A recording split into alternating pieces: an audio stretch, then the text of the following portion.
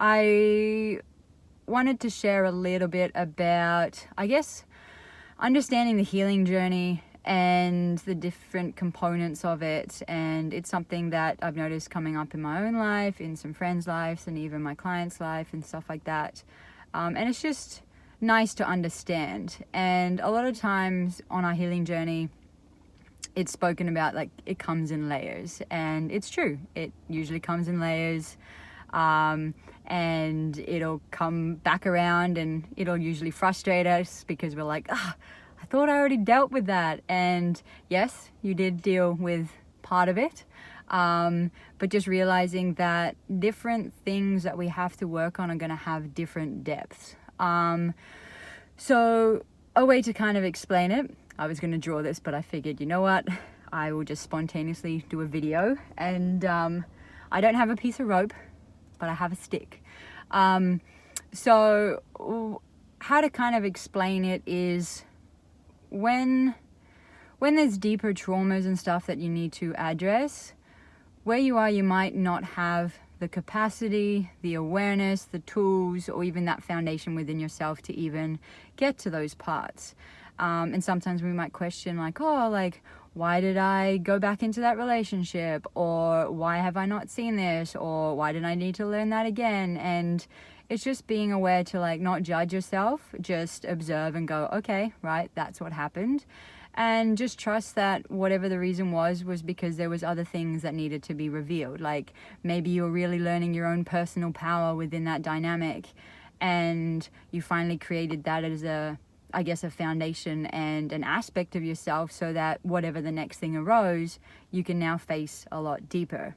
I know in my own personal journey, there's been things and traumas that came up, and they were definitely not anything I could handle in that state of, self-trust and just the capacity to really dive into. However, it was like a little kind of like, okay, cool, dove into it.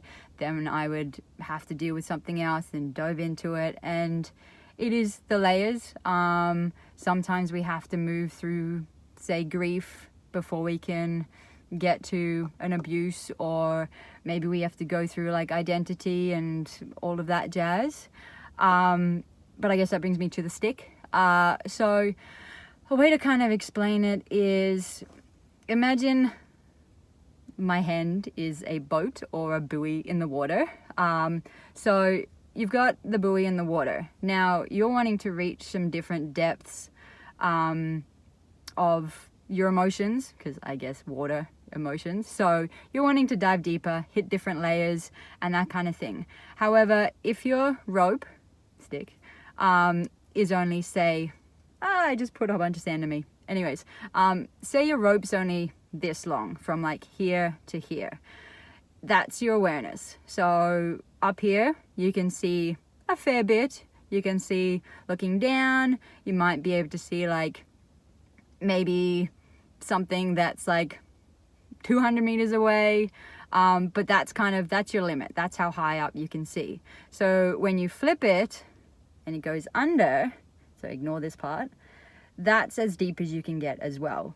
So that's pretty much your capacity. So I guess the string essentially is your capacity to dive into things. So now, say I've now extended, gone through it, and I've got a little bit more awareness. I can now see a lot higher. So now I can see if like perhaps there's a shark about a couple of 100 meters away, because there's all these fishies jumping and I'm like, oh, what's up there? So shorter, I wouldn't really be able to see. I might just see the fishes in bits and pieces. But as I raise my awareness, I can actually start to see from a higher perspective, see what the bigger, reasons and things going on. And so then when I drop that rope down, with a weight at the bottom, obviously, I can now get deeper into the parts of myself within those emotions, within those traumas, and everything like that.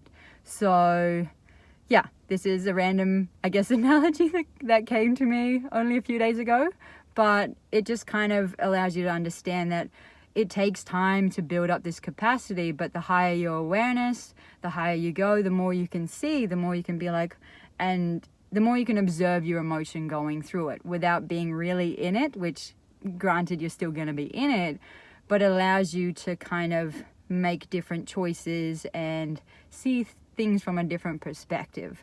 That's allowing you to get deeper, because sometimes some of those deep stuff, if we don't have that capacity or the ability, the tools, the support around us even, we might obviously get triggered back into a default mechanism and end up either freezing even more, fleeing, fighting, overreacting, shutting down, like lots of different things that can kind of happen. But that's sort of why you allow your own process to go at your own capacity of where you are. And that key is really learning to trust yourself, because you can approach people with stuff that's going on, but sometimes you need that base within yourself to know that you're going to be okay regardless. And yeah, so that's just something that kind of I wanted to share in regards to, like, don't judge yourself when things happen.